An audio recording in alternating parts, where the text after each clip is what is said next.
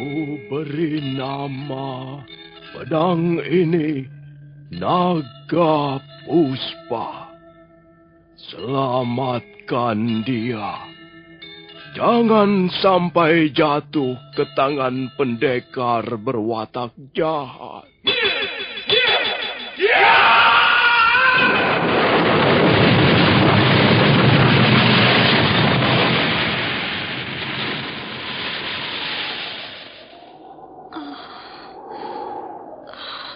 Kakang Kamandanu, kau masih juga tidak percaya bahwa aku mencintaimu. Meisin, maafkan aku, Meisin. Meisin. Meisin!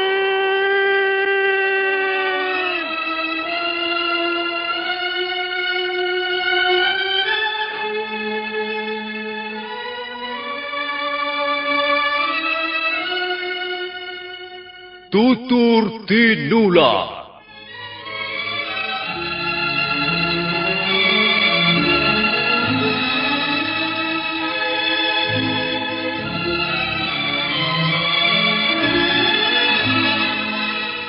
Sebuah sandiwara radio serial, produksi Sanggar Cerita dan teater Sanggar Prativi.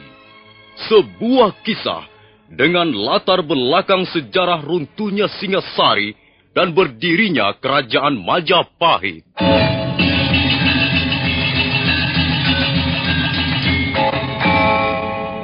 Sandiwara ini didukung oleh pemain-pemain radio yang sudah ternama. Ferry Fadli, Ivone Rose, dan Eli Ermawati.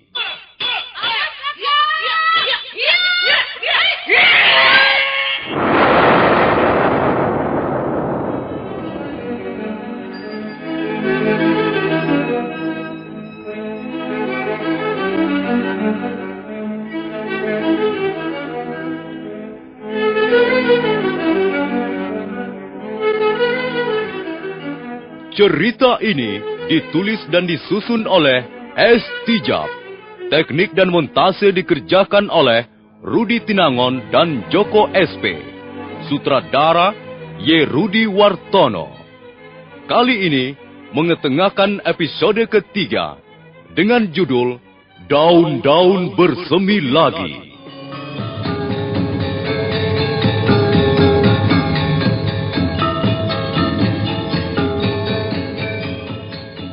Dalam seri yang ke-74 ini didukung oleh para pemain Edi Dosa sebagai Lau Sisan, Eli Ermawati sebagai Meisin, Mario Kulon sebagai Ralumbu, Lukman Tambose sebagai Empu Tong Bajil, Margaret sebagai Dewi Sambi, M. Pratomo sebagai Kebo Kluyur, Narto sebagai Adisara, Ferry Fadli sebagai Arya Kamandanu, dan pembawa cerita Nusri.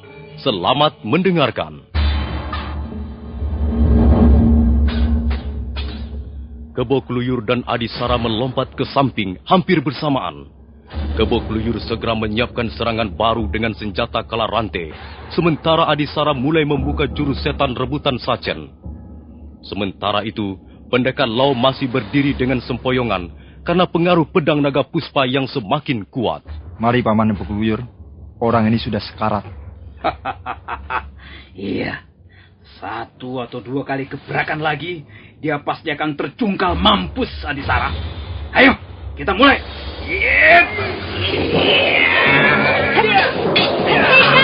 Hentikan! Oh, Meisin. Kau tidak apa-apa, loh. Dugaan Paman Kebo Kluyur ternyata tepat sekali. Wanita itu pasti sedang mencari obat untuk luka suaminya, Paman. Pekerjaan sia-sia. Untuk apa daun-daun itu? Suamimu pasti akan mampus sebentar lagi. Kalian pendekar curang. Kalian hanya berani menyerang pada saat kami sedang terpojok. Tentu saja, kami harus memanfaatkan keuntungan ini. Kami tak ingin menjadi orang-orang bodoh. Ayo, Adisara, sekalian sabet saja perempuan itu. Beres, Paman.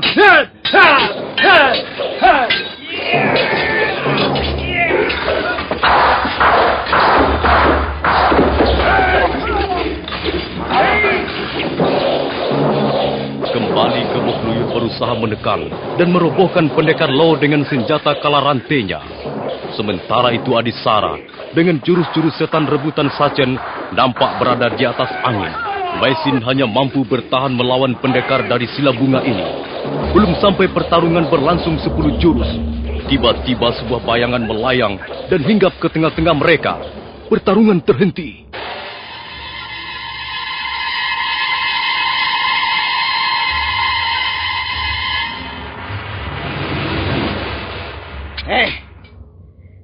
Siapa lagi ini? Kunyuk jelek. Mengapa kau berdiri di situ? Kau tidak melihat bahwa kami sedang bertarung?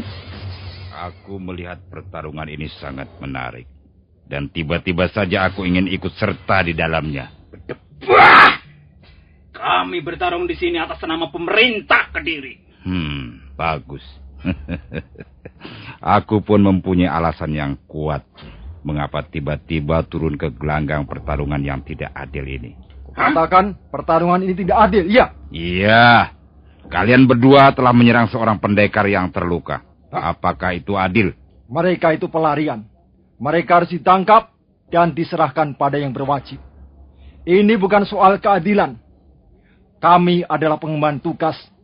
Dan mereka adalah manusia buron yang harus segera dibekuk. Kalian seharusnya punya malu barang sedikit. Menyerang pendekar yang terluka adalah perbuatan yang sangat tercela. Sudah! Jangan banyak mulut kamu. Kalau kau masih juga berdiri di situ, kau pun akan kami bekuk. Kalau begitu, aku akan bertarung membela pendekar yang terluka ini. Atas nama keadilan. Ayo, Adisara! Iya!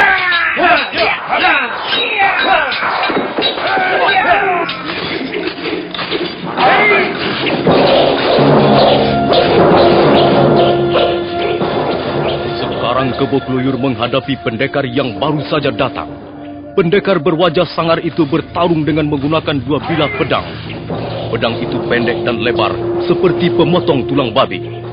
Kebo Kluyur berusaha membendung arus serangan lawannya dengan kala rantainya. Sementara itu, Adisara menghadapi Maisin dengan pendekar Lo. Pertarungan terus berlangsung dengan sengitnya. Pendekar Lo dengan sisa-sisa kekuatannya mengayunkan pedang naga puspa. Dan Maisin terus memancing Adisara agar pendekar desa Sila Bunga itu menjadi lengah. Siasat Maisin ternyata berhasil dengan baik. Adisara lengah. Pada saat itulah pendekar Lo menebaskan pedang naga puspa ke arah lehernya.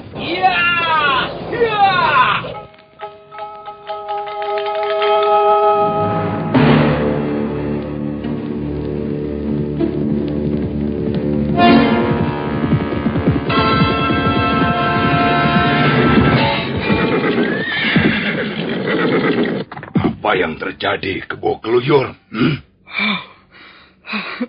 Adisara terbunuh, Tuan. Lihat, kepalanya terpental jauh dari tubuhnya. Adisara. Siapa yang melakukannya? 2 orang pendekar asing itu, Tuan. Kami berhasil menemukan mereka di tempat ini. Kami lalu menyergap bersama-sama. Tapi kemudian ada seorang pendekar lain, entah dari perguruan mana, datang membantu. Jadi tikus-tikus busuk itu bersembunyi di sini, ya? Benar, Tuan. Tapi sekarang mereka sudah kabur lagi. Sudah lama mereka kabur, Kebo Kluyur? Belum terlalu lama, Tuanku Dewi. Kalau begitu, kita masih bisa mengejar mereka, Kakang Bajil. Iya, tentu saja. Kebo Kluyur, Iya, Tuan. bawalah kuda-kuda ini ke rumahku di Jasun Unggal. Kami akan mengejar mereka dengan jalan kaki. Dengan begitu kami bisa lebih teliti memeriksa keadaan di sekitar. Dan kita bisa menyusup kemana-mana. Baik, Tuan. Ayo, Baik, Sambi. Mumpung mereka belum terlalu lama. Aku yakin mereka masih berada tak jauh dari tempat ini.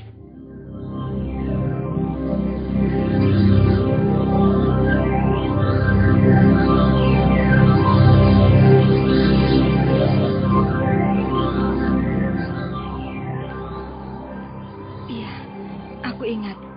Kalau tidak salah, Tuan bernama Ralumbu, bukan? Dan bukankah kita pernah bertemu di tepi hutan tarik? Iya, benar. Saya memang Ralumbu. Saya pendekar berasal dari Gunung Lamongan yang gagal mengikuti pertandingan di Candi Surabada.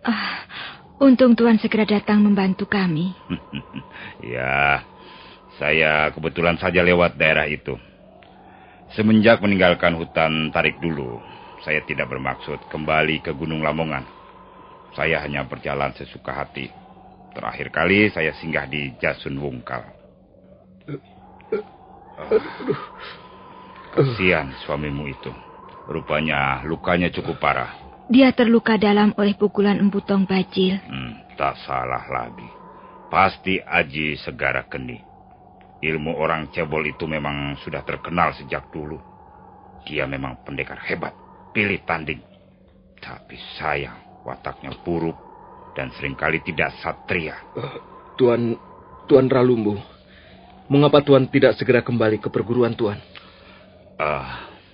Saya selalu ingat kata-katamu dulu. Saya menjadi gelisah.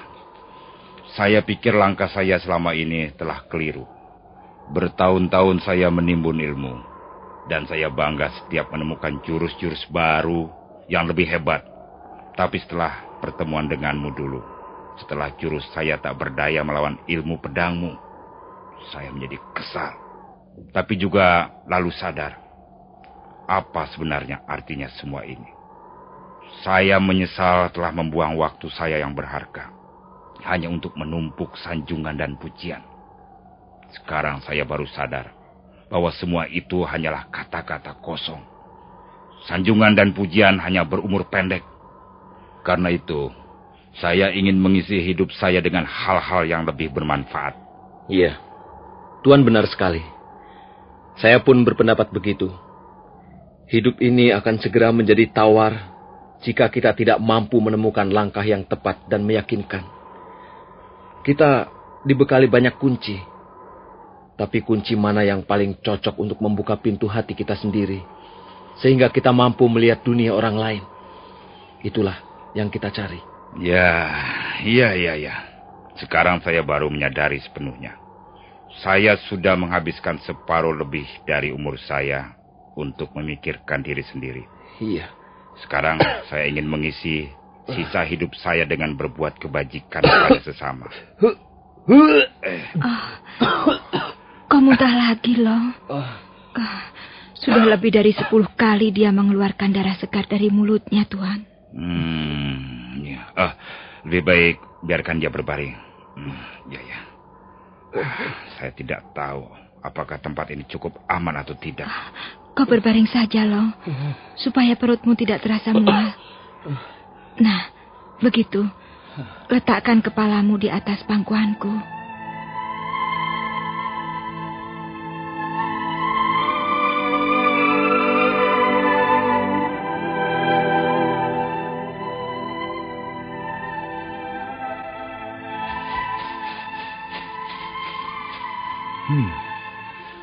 Di mana wanita itu? Bukankah gua kecil ini yang dimaksudkannya? Mengapa sepi? Tak seorang pun nampak di sini. Tempat ini morat-marit, acak-acakan. Pasti telah terjadi sesuatu. Itu daun-daun yang dikumpulkan wanita itu pada berantakan berhamburan kemana-mana. Dan ada noda-noda darah yang cukup banyak di sela-sela rumput ini. Barangkali telah terjadi perkelahian yang cukup seru di tempat ini.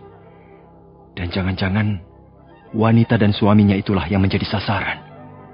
Baik, akan kuikuti jejak kaki ini. Tapi aku harus hati-hati. Karena rupanya di sekitar tempat ini telah berkeliaran para pembunuh.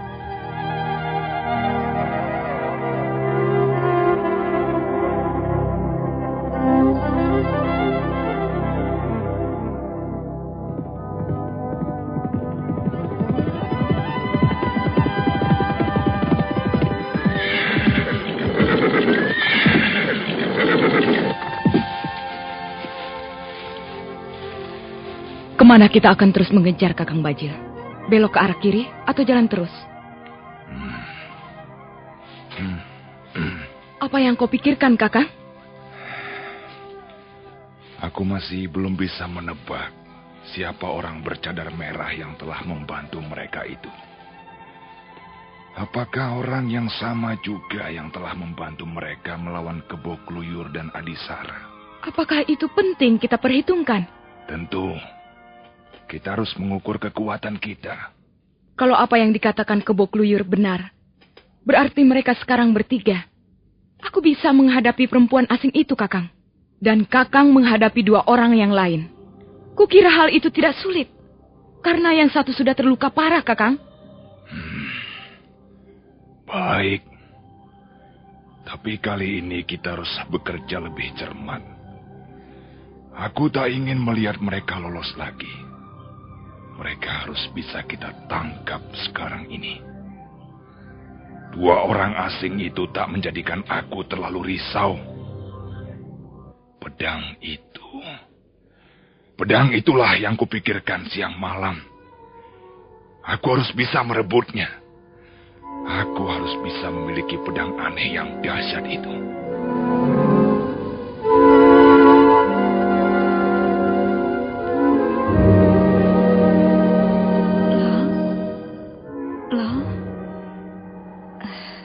Dia tertidur. Ya, biarkan saja dia tidur. Itu akan lebih baik untuk menjaga kesehatannya. Kau juga perlu istirahat untuk menjaga kesehatanmu. Aku harus menjaganya, Tuan. Iya. Aku kagum pada kesetiaanmu. Kau sungguh-sungguh wanita berhati emas. Saya ingin suami saya sembuh. Saya tak ingin melihat dia menderita karena luka-lukanya. Kalian telah menemukan arti hidup yang sesungguhnya. Kalian suami istri yang saling mengasihi.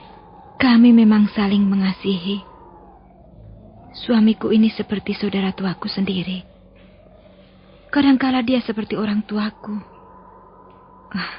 Usia kami memang terpaut jauh. Ya, usia tidak akan mempengaruhi kehidupan suami istri.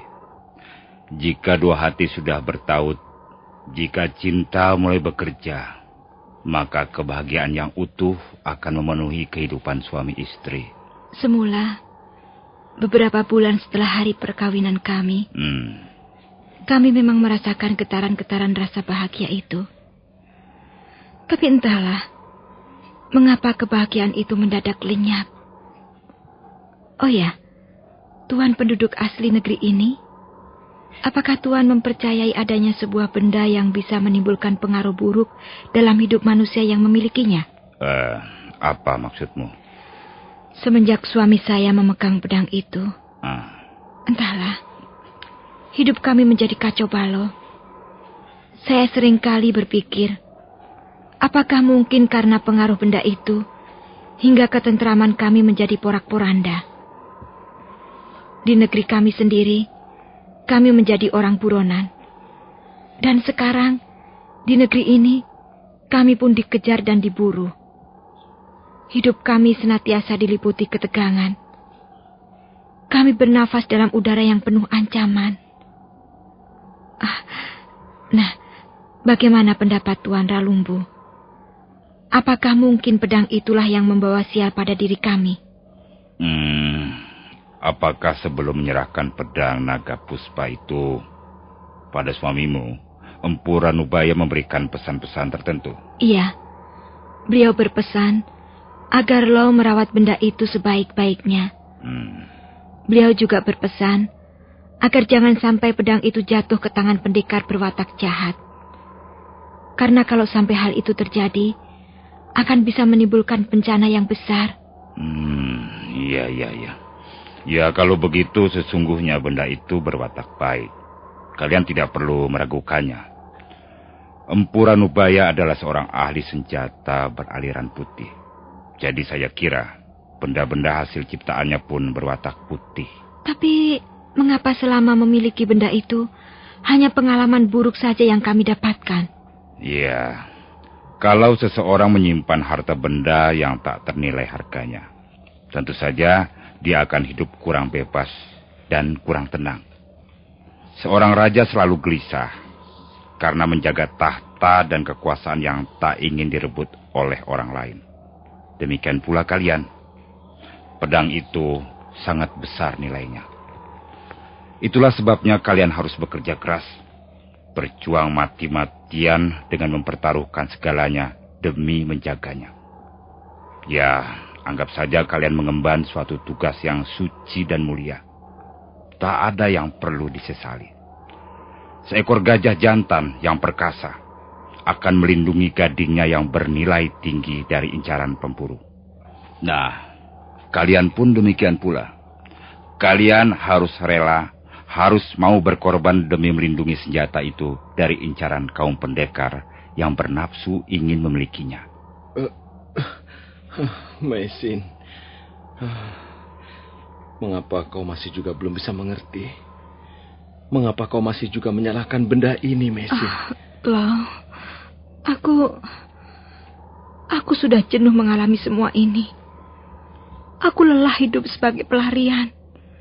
Aku ingin hidup tenang dan damai, Lau. Maisin, hidup seperti itu merupakan dambaan semua orang. Tapi sesungguhnya tak ada hidup seperti itu. Hidup ini adalah tantangan. Hidup adalah masalah yang harus dipecahkan. Ya, suamimu benar. Kita jangan melarikan diri dari masalah yang selalu mengalir datang. Masalah atau tantangan harus kita jadikan sahabat dalam mengarungi hidup yang penuh teka-teki ini. Hidup tenang, damai, di mana tak ada masalah, tak ada tantangan, tak ada apa-apa. Justru bukan hidup namanya. Iya, saya juga sudah mengerti. Ayahku seringkali memberikan nasihat yang sama. Tapi rasanya sulit sekali untuk menjalankannya. Maisin, istriku. Semua ini sudah merupakan kehendak Sang Maha Pencipta. Kalau kita harus begini atau begitu, harus mengalami ini atau itu, pastilah ada maksudnya. Iya, suamimu benar juga. Serahkan saja semuanya pada kehendak yang Maha Pencipta. Senang atau susah, bukan wewenang kita. Tangis ataupun tawa, itu sudah biasa. Usaha boleh kita lakukan sekuat kemampuan kita. Tapi manusia tak akan mampu menolak kodratnya.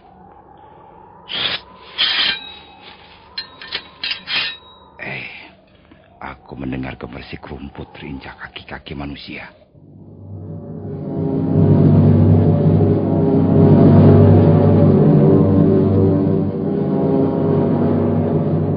Pendekar Lau, Maisin dan Ralumbu bersembunyi di sebuah celah tebing sungai yang sempit. Ralumbu segera melangkah dengan hati-hati keluar celah. Telinganya dipasangnya baik-baik, sementara kedua belah telapak tangannya mencengkram pedang pendek. Belum sampai 3 depa jauhnya dia melangkah dari arah samping kiri tebing berlompatan 2 bayangan manusia.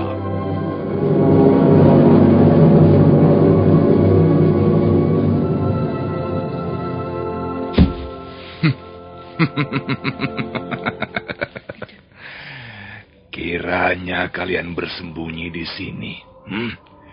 Kalian seperti kutu busuk yang berlari-larian karena telah mencuri darah manusia. Kalau tidak salah, aku sedang berhadapan dengan 2 orang pendekar yang ternama saat ini. Apa kabar Empu Tong Bajil? Dan kau bertambah cantik saja, Dewi Sambi. Lihat, Kakang. Bukankah dia ini Ralumbu? Iya. 2 buah pedang pendek seperti itu. Milik siapa lagi kalau bukan milik pendekar dari Gunung Lamongan? Apa urusanmu di tempat ini, Ralumbu? Iya, aku hanya berjalan-jalan saja. Dan kebetulan aku bertemu dengan 2 orang sahabatku. Ralumbu, kami tidak mempunyai urusan denganmu. Urusan kami adalah dengan 2 orang pelarian itu. Kuharap kau mengerti apa yang kumaksudkan. Tong Bajil, kalau maksudmu supaya aku pergi dari sini dan membiarkan sahabatku menjadi korban keserakahanmu, aku tak sudi melakukannya. Kalau begitu, kau sudah membuat gara-gara. Ya, Mungkin benar apa yang kau katakan itu.